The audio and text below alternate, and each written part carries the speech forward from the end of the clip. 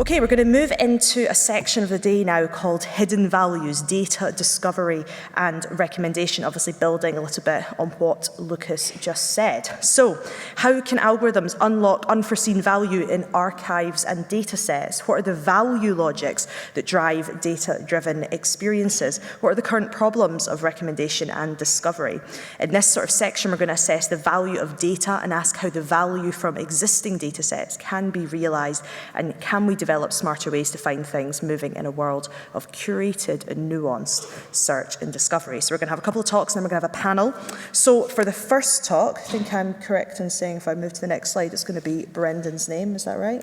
Yes, we're switching all the slides this morning. So for the first talk today, we're going to have Brendan Miles. He's one of the list's directors responsible for the ongoing development of the UK's most comprehensive arts and culture publisher. He's previously worked in the arts, music and publishing industry and has led commercial operations at Scotsman.com. Please join me in giving Brendan a huge round of applause.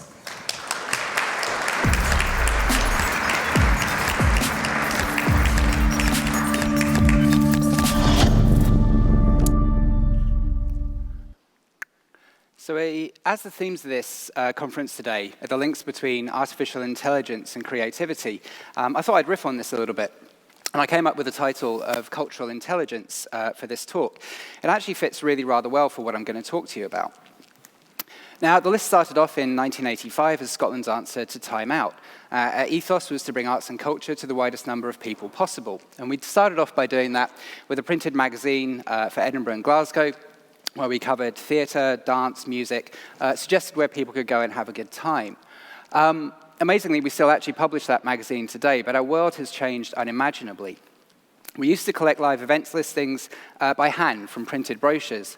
And at the time, live events data was messy, it was fragmented, it had to be collected from a huge different range of providers using entirely different systems, none of which talked to each other.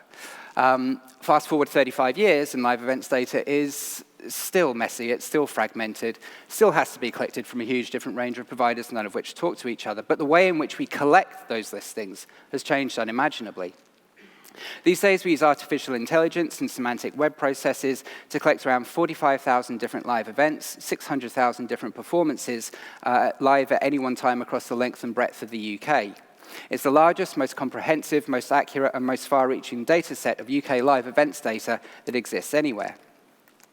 Now, in the past, we used to just publish that on our website and in our magazine, obviously. But in the future, we'll publish it everywhere. And we'll use that data in ways that we never even conceived of even a couple of years ago. Above here are 4 images which are related to our very near future. So we've got a hotel, a doctor, a bus, and a police car. Now, none of this future actually would have been possible without the intervention of one man and one man alone.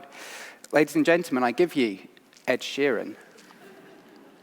So I would love to say we were smart enough to work out the future of our company. Actually, it was pretty much all down to Ed. You see, we'd always thought of our listings as content. We provided them to media publications like Trinity Mirror, who published them on their platforms. We provided them to destination marketing organisations like Visit Scotland or Visit Southampton, showing the rich cultural breadth that they had, encouraging people to go and visit that city or that town. But Ed made us realise that actually what we thought of as content was data. You see, I was chatting to the CTO of a medium-sized hotel firm, and he was complaining about Ed Sheeran, because Ed Sheeran had sold out one of his hotels in 20 minutes flat. Long before his yield management software, based on historic prices and competitors' prices and what's the weather going to be like, had had a chance to respond. So they sold all of those rooms at £70 a pop in 20 minutes, when he could have normally yield managed them up to £250 or £300. Ed cost him £9,500 in those 20 minutes. But he wasn't finished there. He had further insult to add to his original injury. He rolled on a couple of dates at the Cardiff Millennium Stadium, costing him another £9,500 and another £9,500, making for a very, very, very expensive week. And that's when it kind of crystallized to us. Our listings were content, but they were also data. They were data specifically which was business intelligence around demand. So now that Ed's explained everything to us, I'm going to go back to those 4 images. We're working on a project with Edinburgh University's Data-Driven Innovation Programme at this moment in time, along with ScotRail, Lothian Buses, LNER, a host of other people. We're aiming to build predictive models to understand demand for transport in and around the Edinburgh Festival, an event which happens every single year, which is larger than the World Cup. It causes traffic chaos in Edinburgh. Our data will help those transport companies provide more efficient services. They'll make more money, but more importantly, they'll be able to provide much better services to locals, to tourists, and residents. We're working with Deloitte at the moment on services for services for blue light services. Specifically, we're looking at everything from running through and understanding exactly where they should place police forces on a Friday or Saturday night based on the number of people that are actually out and about in any particular area in any given time, right the way through to organizing exactly where the emergency services network, the new broadcast network that they're all going to be involved in, should be rolled out, what region, what time, what's going to be the demand. I've already mentioned yield management, but we'll also integrate with hotel CRM systems. We'll send people information about fantastic events that they can attend when they're actually at the hotel, but importantly as well, inspiring people to make new journeys to new cities, to new places, and hopefully stay at that hotel. This is perhaps the one I'm most excited by, though, social prescribing. You see, the NHS is creaking at the moment. We all know that. It's massively overworked, massively overfunded. GP surgeries are overwhelmed. And there's a move towards prevention rather than cure, helping people to make sure they don't get ill in the first place, because if you've reached a doctor, basically, it's already gone too far. Now, this is where culture is an incredible force for good. It increases the sense of community. It reduces social isolation. It reduces social exclusion, massive factors in mental health.